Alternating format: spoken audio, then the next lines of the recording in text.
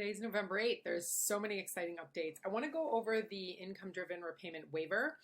It was released in April, but now I want to remind people about it because if you miss the temporary expanded public service loan forgiveness, you still have a second chance because the IDR waiver is even bigger. It's for public and private sector employees. So I'm going to detail that in this video today. And I'm also going to talk about when you can expect the $10,000 to $20,000 of student loan relief I want to say in your bank account, but it's not going in your bank account. It's just going to reduce the payment you're going to need to make when January hits. So all that will be in this video. Before that, I just want to make a shout out to subscribers. About 95% of people watching our videos do not subscribe though. So if you like this content, please subscribe. Also, do not be selfish with this content. If others can benefit, please do share this with them to get the word out so that more people can benefit from the various relief programs as well as other financial tips and advice we come out with on this channel. So let's dive in. First and foremost, why the IDR waiver is so important is that it affects even more people. Because you don't have to be a public servant. So first and foremost, if you have enrolled in IDR, income-driven repayment, at any point in the lifetime of your payment, you want to get as many payments counted towards forgiveness as possible, and they will count standard repayments, payments in any loan plan, as well as late payments or lump sum payments. That's really, really important because a lot of people are like, well, if I didn't pay perfectly into IDR, before the rules were if I didn't pay perfectly into IDR, if I was on this payment plan, if I paid like all these rules, right, that didn't count. Now, almost any payment will count, and it will count towards getting your debt forgiven quicker. That's why it's so important. Second of all, it's really, really important is because if people do not have direct loans and have FFEL, family educational loans, and they have commercially held FFEL loans, you must consolidate them before May 1st of 2023. That's really important because then you can get all those commercially held FFEL loans also qualifying for forgiveness through the income-driven repayment waiver program, okay? So I just want to specify those rules. A few other rules I will go into. Let me pull up some of my notes here. That's really important is the payments will be adjusted in July of 2023. And what will also be awesome is just like the PSLF waiver, they will count 12 months of consecutive forbearance or up to 36 months of, more than 36 months of aggregated forbearance, which means if you went into forbearance 6 months here, 6 months there, another 6 months here, another 6 months there, they will count those as long as the aggregate number is 36 or greater or 12 consecutive months, right? As well as all this time you have not been paying, that will also count towards the IDR waiver, okay? So that's really, really important. The department will grant IDR and PSLF forgiveness in any repayment plan. Like I said, that means if you were on extended, if you were in standard, as long as you enroll into IDR, consolidate your loans before May of 2023 if they're not direct loans,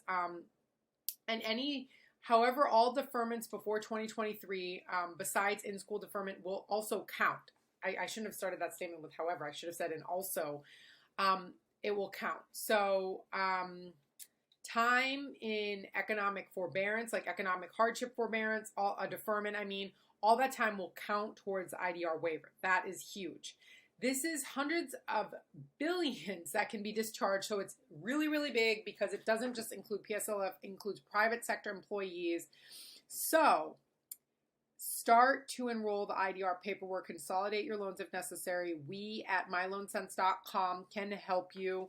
We can help you understand how you qualify for other forms of program relief as well. So I wanted to put that out there, okay?